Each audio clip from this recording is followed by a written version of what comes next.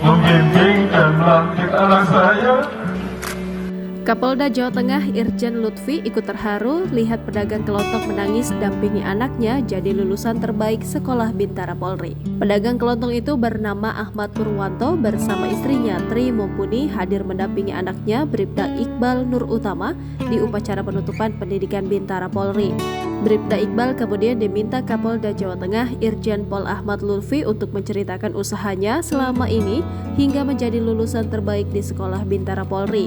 Dengan nada tegas, Bribda Iqbal mengatakan dirinya latihan rutin dan serius mengikuti arahan pelatih serta rajin belajar malam menjadi resep utamanya sehingga dia tampil jadi lulusan terbaik.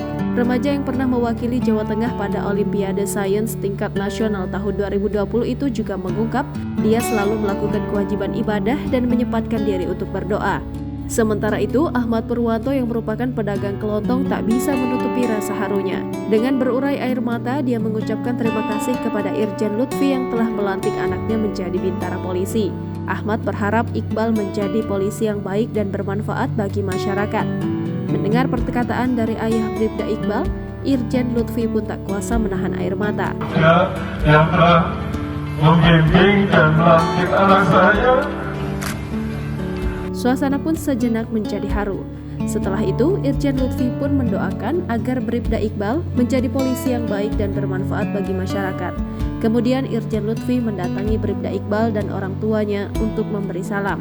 Sebelumnya, ada momen lucu terjadi di lapangan Pengayom saat Kapolda Jawa Tengah Irjen Pol Ahmad Lutfi memimpin upacara penutupan pendidikan Bintara Polri di lapangan Pengayoman SPN Polda Jawa Tengah pada Rabu pagi 21 Desember 2022.